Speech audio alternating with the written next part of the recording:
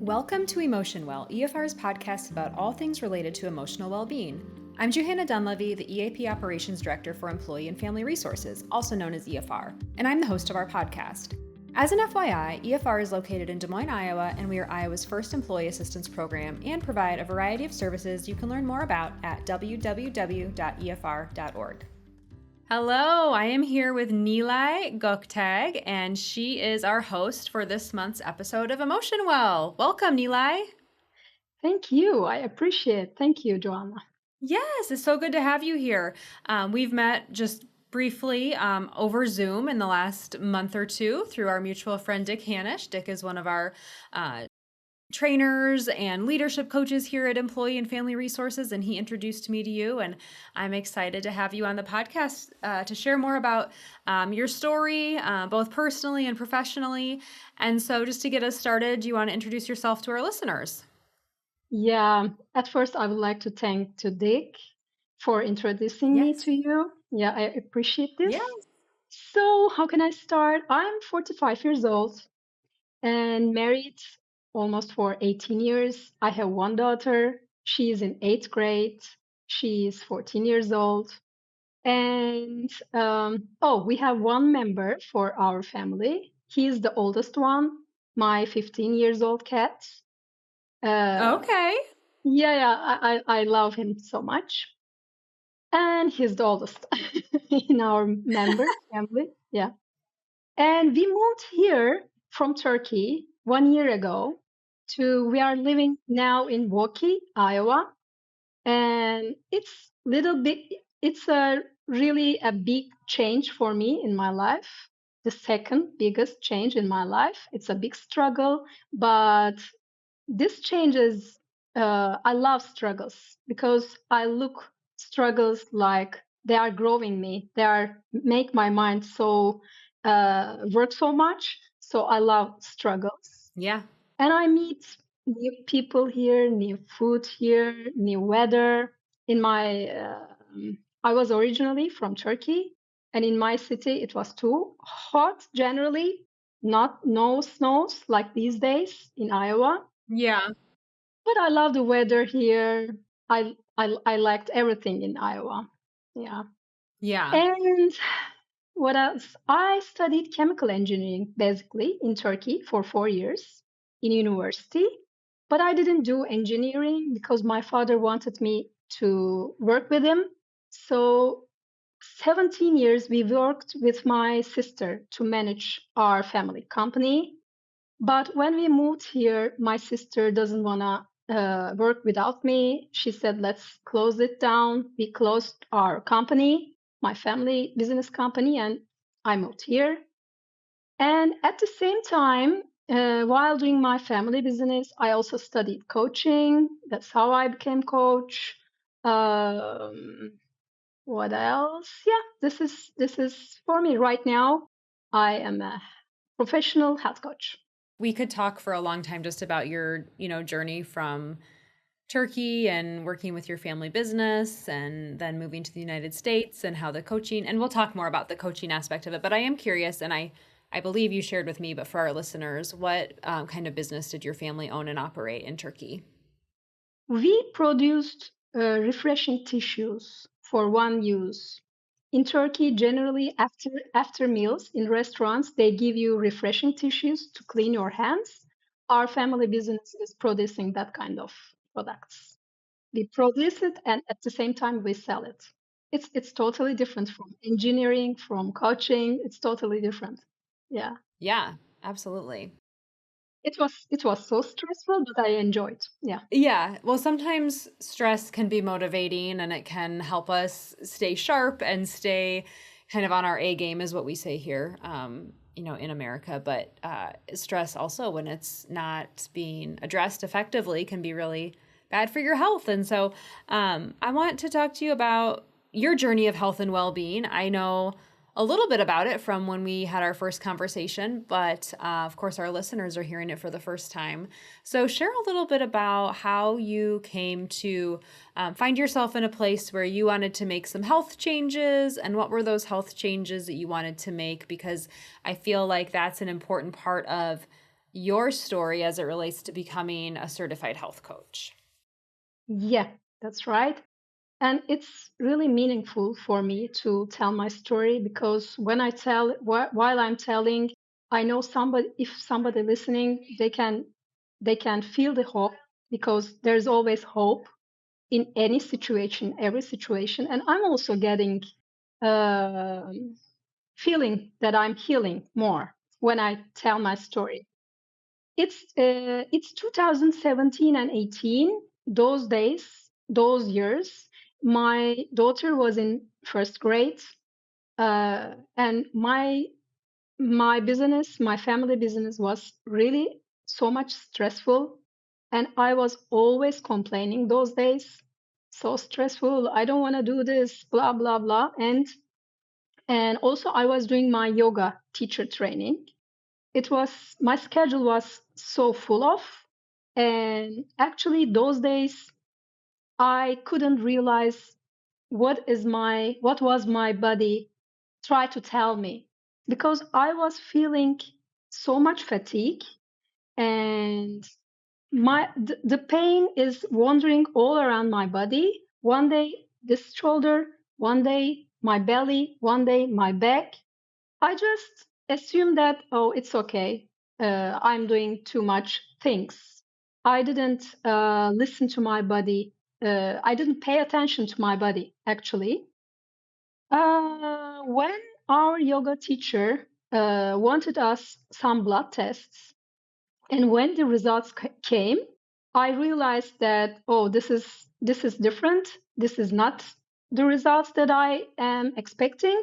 So that's when I realized that, oh, I have to pay attention to my body. My body is trying to say me something.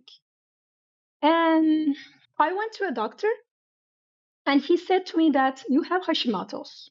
It's no big deal. You have to take one pill, your all symptoms will go, but you have to take that pill till the end of your life. Actually, this point of view is not my thing because I would like to understand more about why am I taking that pill? Why am I get this disease? What's the root cause this? Because suppressing the symptoms is like what is going to what is because they are saying like you have to take the pill, all symptoms will go on. It's like suppressing the symptoms, and I think in my learning, your body will try to tell you from the other uh, parts of your body. Yeah. Because yeah, my body is trying to tell me something, so I have to listen. So luckily, I went to another doctor, the second one, and he said to me, "Okay, it's Hashimoto's, no big deal, but you have to change your nutrition." This is the first time I pay attention to my nutrition because I was so thin and I didn't know I was the things that I eat made me sick. Because in my opinion, being thinner is okay. I'm healthy. But yeah, those days I didn't think about that. Oh, okay, what am I eating wrong? So he gave me a list. In that list there were maybe 20, maybe 25 things to eat for me. That's all. Okay. It's like an elimination diet. Uh, and I did that diet almost for 2 years. It's so strict for me. I had a lot of ups and downs because I didn't want to do it.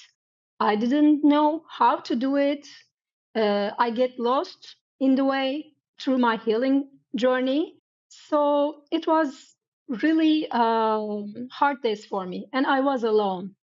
I started to, I quit gluten, for example. Our Turkish bread is really popular, and my whole family is saying, "Why you are not eating our bread? What's wrong with it?" And they didn't understand me why I'm not eating gluten. not only the breads, also the pastas, pizzas, everything. And actually, Turkish cuisine is like a Mediterranean cuisine, but there are lots of how can I say? There are lots of gluten in it in Turkish cuisine. Okay. Yeah. And is gluten something that someone with Hashimoto's is supposed to be mindful of or avoid entirely? In my case, yes, because Okay. gluten makes my body gut stressed. Gotcha. Gotcha. So I I didn't only change my diet. I pay attention to my stress. I manage my stress. I change my movements. Actually, I pay attention to my five senses: what I read, what I hear, what I eat, what I feel, mostly because I didn't aware of what am I thinking and feeling. Right now, I'm still paying too much attention about what I'm hearing. I don't want to hear any news. I'm asking to my husband if I am very curious about it. Hey, what's going around in the world? Because Yeah. because I know it's important to know something, but in my case, when I didn't do anything about it, I got stressed and I got so upset about all the things, all the people, all the children. So I just want to know a little about the news. Still that day, still this day, and this is my lifestyle right now. For example, I changed some friends because I didn't want to hear their gossips. This makes me feel very upset and feel stressed.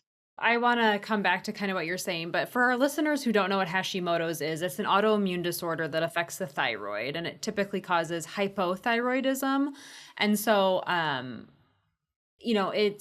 what I'm reading from, I think I referenced the Mayo Clinic, things like you mentioned, you were feeling really tired and your body just wasn't like feeling its best. So fatigue is a common sign and symptom, as are muscle aches and, joint stiffness, swelling of the thyroid gland or a puffy face. Those are also symptoms.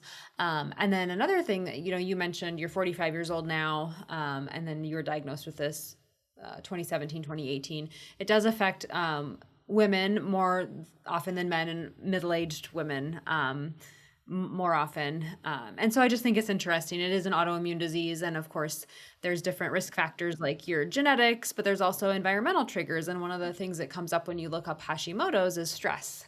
And so we're talking a little bit about stress, and you were talking about you wanted to change up the people you were around because maybe they were a little too gossipy, or they just weren't bringing you up, or it was what's happening in the world and things that are going on in the news that you have literally no control over, but are still causing a lot of stress in your life. And so I just like how you're making that connection between there are factors that you can control and cannot control, and even with things that you cannot control, like what's happening maybe politically in the world or what's happening with global, climate change. It's also like you can minimize your exposure to those things and still stay informed, but maybe not be overwhelmed by it, or choosing your friends more differently. So I think that's interesting. And I wanted to interject just so that our listeners would have a little bit of understanding what Hashimoto's is, because prior to us talking, I had heard of it, but I didn't really know much about it. So when you were told by the physician that there was a pill to take, and then you visited a different physician and they were talking to you more about your lifestyle factors, like the stress that you had from work and,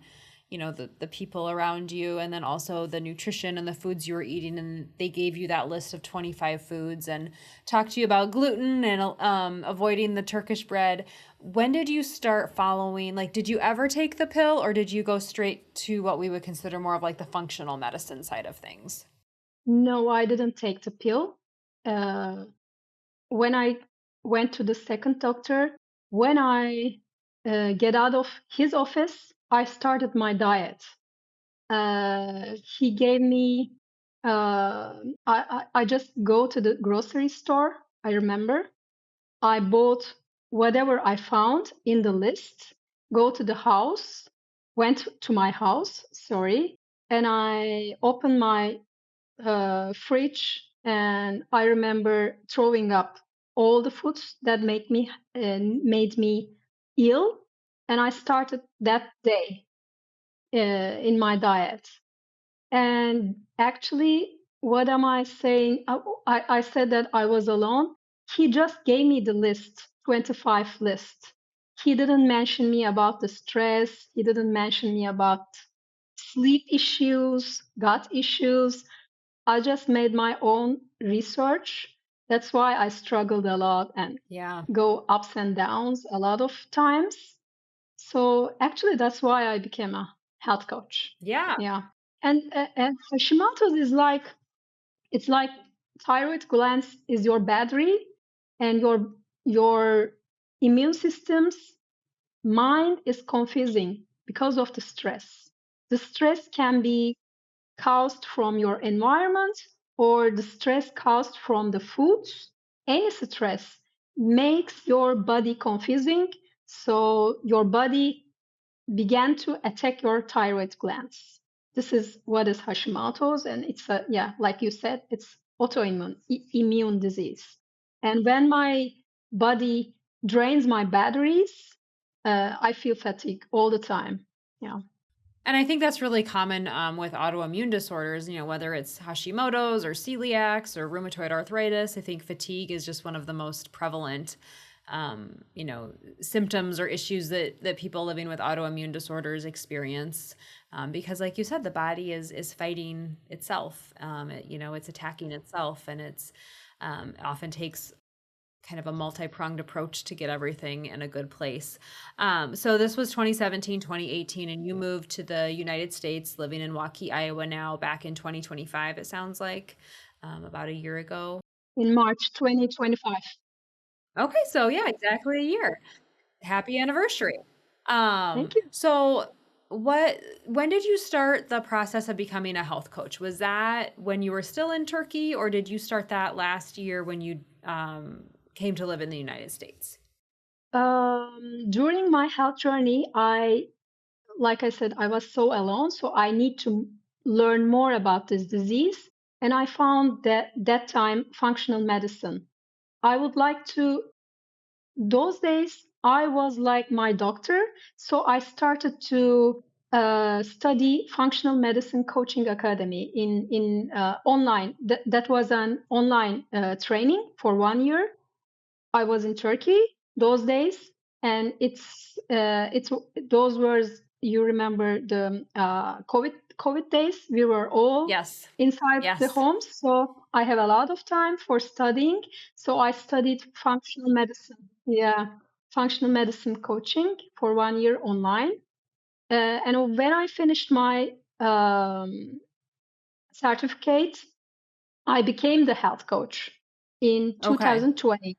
Okay. But when I finished my training about functional medicine coaching, I couldn't understand what coaching means exactly.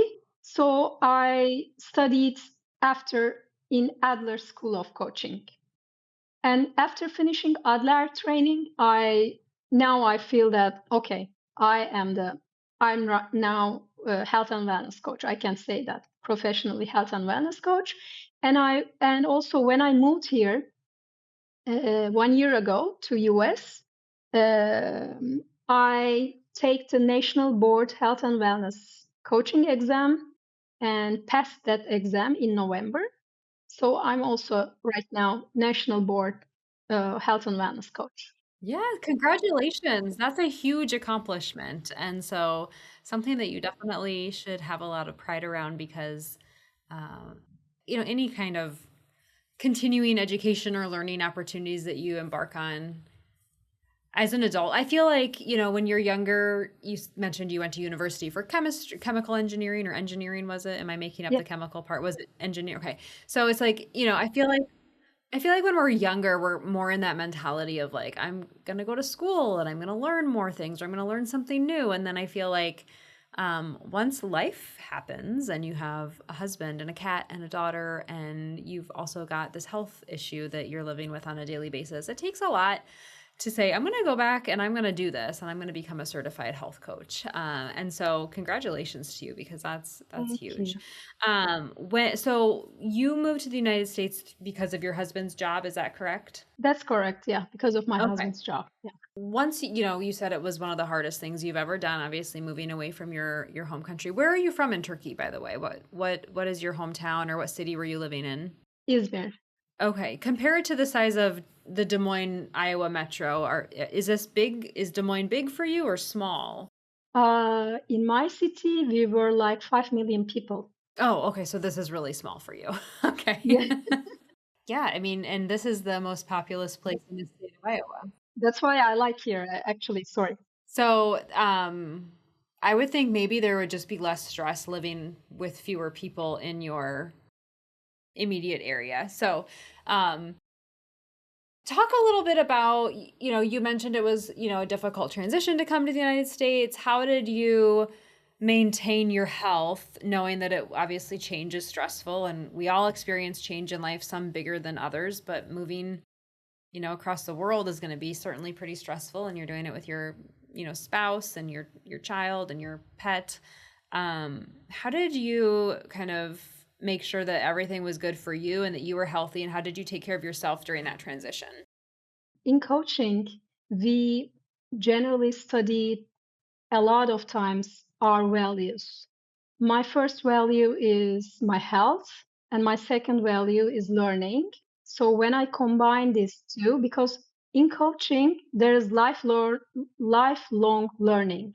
So that's why I love coaching so much, because I am learning every day, I don't know, it's not gonna end, I think, my learning. And also, I'm so curious about living in a new place and exploring new opportunities, like food opportunities. Uh, when I got here, when you uh, set your mind like, okay, I'm curious, I'm going to learn, I'm going to grow, and I'm going to be healthy. When you look everything like this angle, it's going to be easier and it's going to be fun. One of my teachers, I remember, uh, every time he told us, like, don't do anything when it's no fun in it. So I go to markets uh, and try to find healthy foods for me. I upload some good apps for this. I look a lot of etiquettes, try to learn what it's writing here, and just go to the grocery. I remember when we moved our house, all my family, actually, they are a little bit complaining about my healthy foods, but I'm insistent. Yeah, they are fed up a little bit, but it's okay. This is like this has come up with at least two other guests I've had on the podcast, when they've made big changes in their health and how they're going to choose to live and nourish their body and take care of themselves. It can be a really big deal in their family. And, because food is so central to how we come together, and it's used for celebrations and solace. And it just feels like if someone strays, from what is maybe traditional to their family or their culture, it can be a really big deal. So, I think, like I said, you're maybe the second guest that has brought that up. Like it's, having to defend your choices. But like you said, you value your health. I remember my daughter says, and why don't you eat the pasta you cooked for us? I said, I don't want to eat it because of my health, but uh, yeah, while everybody is eating pasta and you are eating another, maybe your salad or different thing, uh, it's really hard because, especially in Turkey, food means love. Yeah. When there's food, there's celebration in Turkey. So when you started to eat differently and started to eat for example, my mother cooked and I couldn't eat many things those days. It was really hard to It's hard for me because I wasn't understood those days. And actually, when I look at their side, they also, I can understand them. Nobody can understand easily. They are not in my shoes. So, Sure, yeah. absolutely. Let's talk more about you as a health coach and who are the people that you're working with and how can people get connected to you if they want to, get some health coaching and maybe you could be a good partner for them. Generally, middle-aged people and whose values are health, maybe, or living in a happy way. I mean, feeling the happiness, feeling the joy, feeling the meaning in life. If you are looking for this kind of things, you can ask for coaching all the time because this is my Yeah. job. This is my job, yeah. Yeah. Because actually, when I find the meaning in my disease, everything changed. Changing my food is not a big deal anymore. I mean, it's food, okay. I mean, it can be enjoyable when you change your food because I am creating. Actually, I love cooking. By the way, I love healthy cooking, and I love creating different meals for myself and for my family. And so I changed my mindset to create curiosity. What can I cook today? What can I do more enjoyable? I search different kind of spices, different kind of colors. One day I eat red foods, one day I ate green foods. I did a rainbow diet. I change my life. I try to see my life like how can I get more joy of it? Sure. Sure. If you had never been diagnosed with Hashimoto's, let's say that you had never, encountered this health issue or this diagnosis, do you think you would have ever found coaching as a career path? Oh, it's a good question.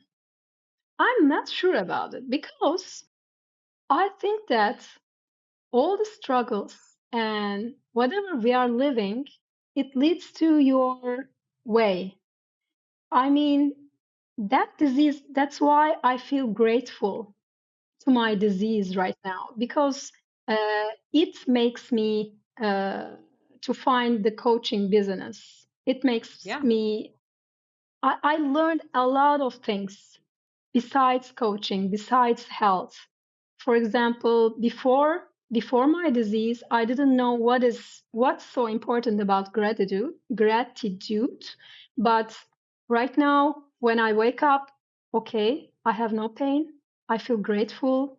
I open my eyes. I feel grateful. When I drink my water with a lemon, I feel grateful because I can feel this all. I appreciate my all life struggles and all coaching because in coaching we study a lot, we work a lot on our values and our feelings and our thoughts.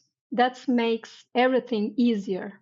Well, and I think just adopting a gratitude practice is beneficial for anyone and everyone, right? And especially going to help you when you encounter challenges in life. And here's the thing, we all will have challenges in life. Some of them are bigger than others. Some of them are related to physical health. Some of them are related to family and relationships. Some of them are related to work, or your community. But we're all going to have challenges. And I think when you can, recognize, I'm grateful I woke up today, just like at the very least, like I'm here. It's another day. It's a new day. Um, I'm grateful. And then, thinking through, like, I'm grateful that we have a mutual connection in Dick Hanish and that he connected us. And now I get to hear your story. And, you can just, gratitude can just kind of expand and you can kind of create a spider web of connections and all of the things that you're grateful for. So, but the reason I asked the question, like, would you have found coaching if you hadn't been diagnosed with Hashimoto's, is because I thought it was really interesting. Just a few minutes ago, you said, when I found meaning in my disease, everything changed. And it was like, oh, yeah, because you probably didn't want to have that diagnosis, but because you have it, instead of being stuck and not wanting to, explore the ways, get curious about how you can get healthier, or, just kind of be, miserable, or maybe throwing yourself a pity party, you were like, you know what, I'm actually going to do something with this. I'm going to get curious about it. I'm going to have a mindset of curiosity and gratitude, and I'm going to also now share that with a lot of other people. So you are in International Coaching Federation certified, so ICF certified, correct? Yeah, that's correct. So that credential is great. And so what we'll do, Nilay, is we will include your contact information in the show notes so that people who want to learn more about your story can visit. You said you have a website we can link, as well as I follow you on LinkedIn, or we're connected on LinkedIn, so we can leave things there. And that way people can learn more about you and connect with you on a one-on-one basis for coaching. So anything else you want to share before we log off? I'm just grateful and thank you. I can find a chance to share my story, and maybe one people will hear and find the hope. Hope is also the other thing that I really interested in. It includes all around feelings. So thank you for having me. You're very, very welcome. You're very welcome. All right. So for our listeners, we will put all of Nilay's contact information in the show notes, and they can get in touch with you. Thank you so much, Nilay. Thank you, Johanna. Thank you for listening to Emotion Well. Employee and Family Resources is a 501c3 nonprofit organization located in Des Moines, Iowa. We support communities, workplaces, and schools with comprehensive behavioral health services. If you would like to contribute to our mission, please click on the donation link in our show notes.